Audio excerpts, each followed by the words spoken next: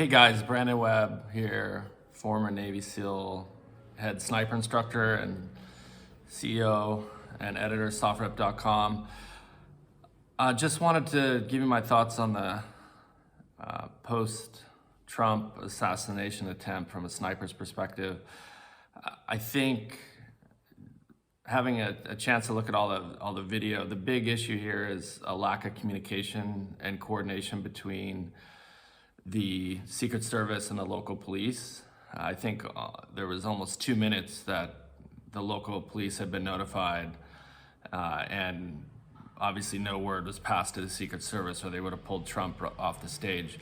As far as a sniper perspective is concerned, I looked at the overhead imagery, and that situation is almost impossible to deal with from a counter sniper point of view. You just have so many angles, so many potential firing positions, what we call a final firing position as snipers.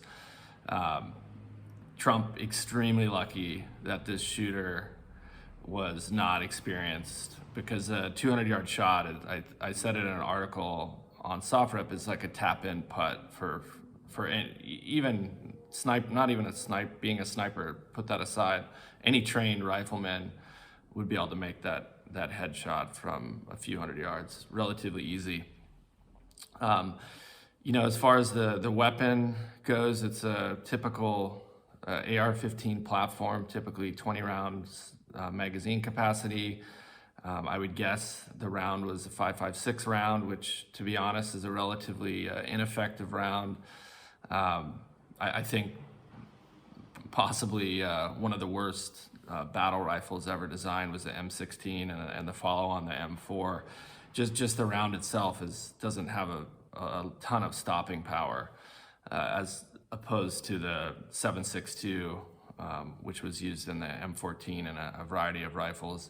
One of the reasons I carried the SR-25, and I think a lot of guys carried the FN sniper rifle chambered in 7.62, is just a far better round. But back to the Trump. Let me look at my notes real quick.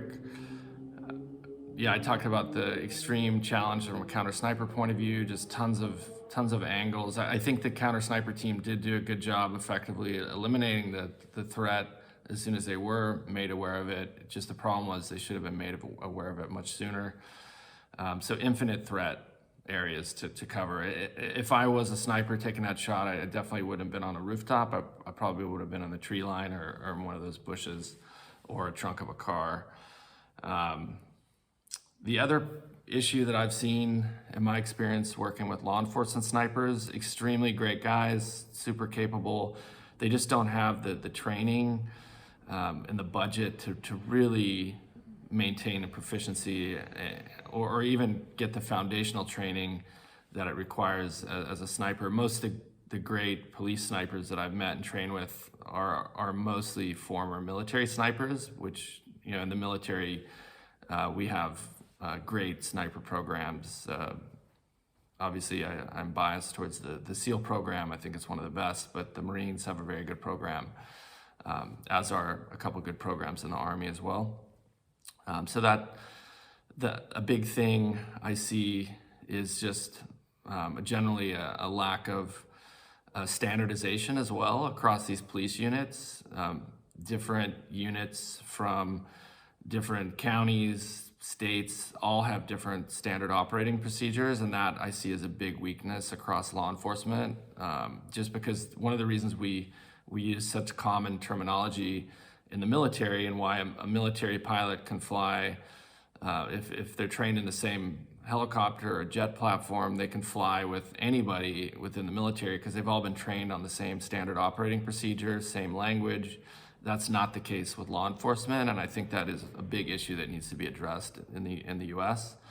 But I think overall Trump is extremely lucky. Definitely our thoughts go out to the victims at the rally.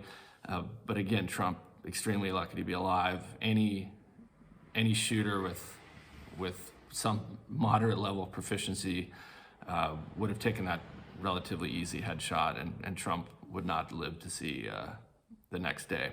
So anyway, I hope you enjoyed this. Please check out my article on SOFREP.com and stay tuned.